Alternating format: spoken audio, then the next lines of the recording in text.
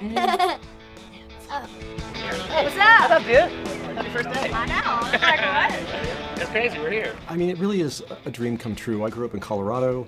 I loved animation. I loved Disney animation, and Hollywood and all that just seems impossibly far away.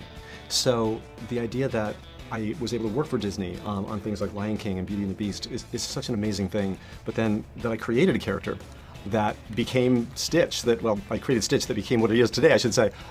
It's hard to quantify, but it's been incredible. And I take a walk. I go anywhere, a grocery store. I go to the airport. I'm on vacation. I see Stitch everywhere.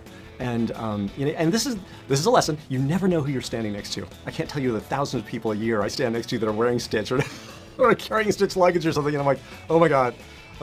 And once in a while, probably once a year, I will identify myself if I see somebody and I think, oh, I bet they'd be stoked to say hi. So. It's Stitch for fun in Hollywood. Very beautiful. My character, she is a funny, spunky little girl, and we have a lot in common. You guys have that in common, that's for sure. We have a lot in common. We like hula, we love our Ohana, we love our Aina, which is island. Good land. Yeah, and we just know that we would do anything for our Ohana, even our sisters and little brothers. Yeah, I think same thing with Nani as well. I think that's something that we truly have in common, and I think that Nani is a type A, and I would love to say that I'm still a type A, but I definitely think she's a lot more type A than I am. But she's got a huge heart, she's tough-skinned, and she really just is like living for Lilo at this point in time, and I think that she can be kind of hard-headed and narrow-minded at times because she's trying to focus in on one goal, and I totally get that, and sometimes I'm the same way. And sometimes I think that also the similarity that I think we both have is needing to remember to let go and have fun and like not take things so seriously all the time. That's really what acting is about. True that. Hi, I'm here with Maya, who plays Lilo. Can you tell me what your name is? Maya. Maya, how are you doing today? Good. Thanks. That's awesome. I was honored to be part of the Stitchoverse again, and I love seeing that the ideas that I helped put into the first one with Chris Sanders and Dean DeBlois, scenes like the hammock scene where I get to sing Aloha Oi to my little sister when I have to say goodbye when social services takes her away in the morning. To see when Dean Fleischer Camp now, 23 years later, takes us on the tour of the set and says, and this is where the hammock scene, the Aloha Oi song happens. I said, oh, that was my idea. And then he flips out and goes, oh yeah, I remember hearing about that, reading about that, that's right, that was you. And to have that celebrated and seen on screen again, I just couldn't be more tickled. Say hello to the bad guy. Hey, I'm not that little. Hello. We're not bad, we're just written that way. I love Disney movies, and if I go to Disney World one more time, I've been there about 8, 9 times with them, and about 5 times at Disney World with my twin. So we're a huge Disney family. My wife is from St. Pete, which is down the street from Orlando, so we spent a lot of time at Disney and watching Disney films. So what was it like coming home?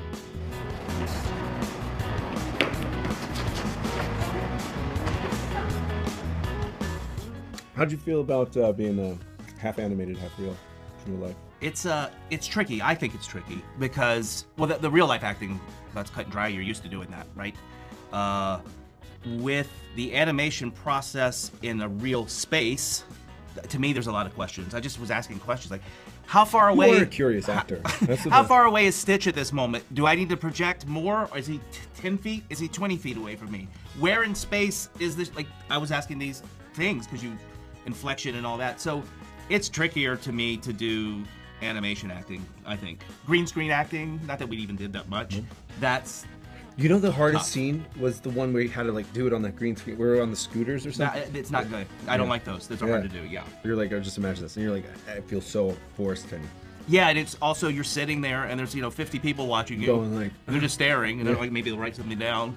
But there's a comedy, like as a comedian, that instant feedback is what you're hopefully used to live. On a movie set, sometimes you don't get that. You get the crew checking their watch, or so you don't know if it's working. To add to Zach's stuff, I'm really more thankful for the animators that were able to pick up on our nuances as the characters that we're trying to build and portray, and they like incorporate that into the film. So half our performances are actually thanks to the animators rather than our performances. The genius of that hand-eye thing that artists do and can draw based on our movement.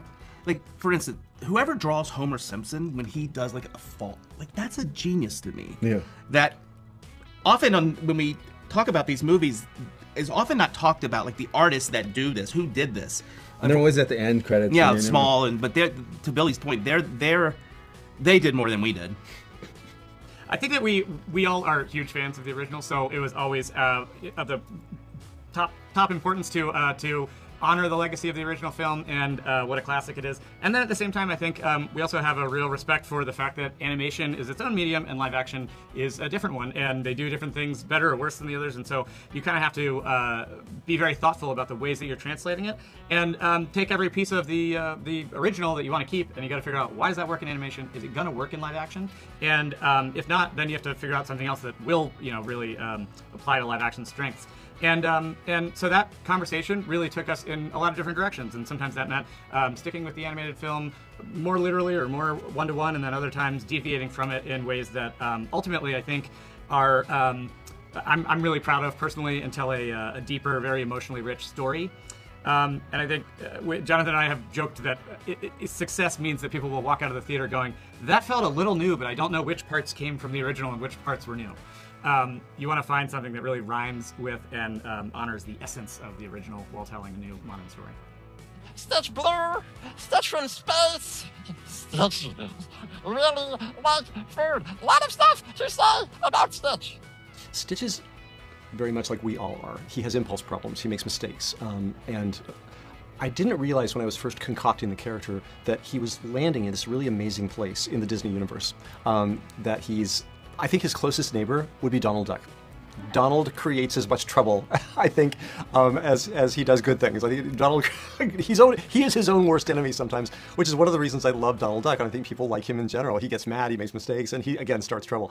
So I think that would be Stitch's nearest neighbor. So he's got this wonderful combination of a deep down good heart, but was designed to destroy. And through Lilo's love, he is redeemed. And he's I think the one and only Disney villain that was ever redeemed and became a hero. It was a dream come true. I don't think there's that there's gonna be the most awesomest movie filmed in Hawaii and like has the most important, intelligent story in it. Yeah, I think it was cool because we got to really highlight a lot of the beauty of Hawaii, but then also Hawaii's values, and we all were taking that into account very deeply. And gosh, I mean, being able to just be surrounded by your community and filming, and then being able to do everything that you want to do and go home and 20-minute plane ride home to your family is, how do you ask for anything more? I don't know if Disney wants me to say this. We shot most of it at Epcot Center. The Hawaiian wing. Working with the locals in Hawaii on Lilo and Stitch was actually, I think it's nice to have a community come around you and support a story, and if you could be authentic to their environment and their culture. It was like giving back every day in a weird way. It was a reciprocal kind of relationship. I don't think there's another state in the union that has such a glowing health as that culture dealing with family than Hawaii. The importance of that, we've kind of lost it, but we all come from cultures mostly where family was incredibly important. Here in America, it's individualism and John Wayne and whatever. But family, and that's that Hawaiian culture, I said it before, the other 49 states could learn from that.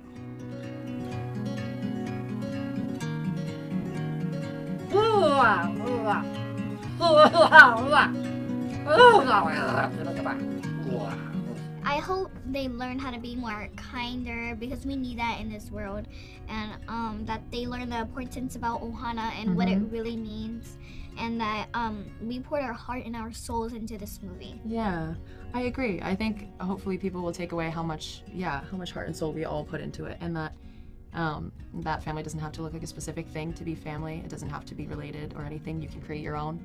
And I If think your family looks all the same and you're not, that just means that you're the most specialist person in there. Or there's a family out there for you. Yeah, like a friend. Like or- Lilo and Stitch. Maybe, I don't know, extraterrestrial or not. Who knows? Lilo is Stitch's best friend. A big part of Stitch, Ohana.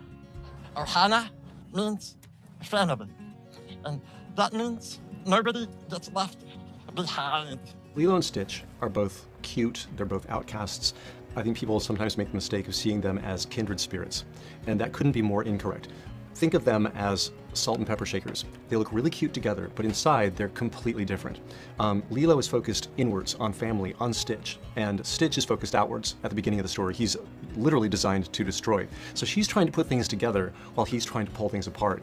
And that's the key to the characters. Jumba and Pleakley are there not just for comedy relief, but they are there to hold those two characters together. If Jumba wasn't like literally threatening to shoot Stitch and take him away, he would run away from Lilo immediately at the beginning of the movie. But they're held together long enough for these two characters to have an effect on each other. And it is Lilo's absolute devotion to and belief in Ohana. She really carries the spirit of it within her. And Ohana is the magical element that changes Stitch. So he's the ultimate orphan and doesn't know it at the beginning of the movie. He has no idea that he's a one-off. There are no others of him. So he has no family to run to. And the moment where he sees this group of characters as a potential family is when he shifts. That's the last magical bit.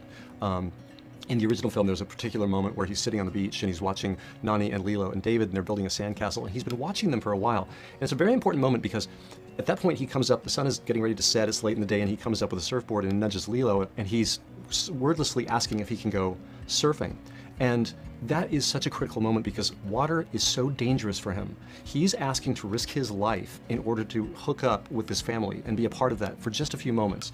And that part always gets to me because there are several things in there that are very personal to me. The fact that he waited that long in the day, it's just something that has happened to me many times in my life, that I've drugged my feet because I'm shy and I'm afraid to say something and I wait too long. And so I wanted that sequence to be, he waited a little too long. Almost waited too long, came out there and asked if he could go out, and they invite him out. And that moment for him, until Jumba ruins it by trying to grab him, is one of the best moments of his life up to that point. He really, for just a moment, felt like he belonged to something.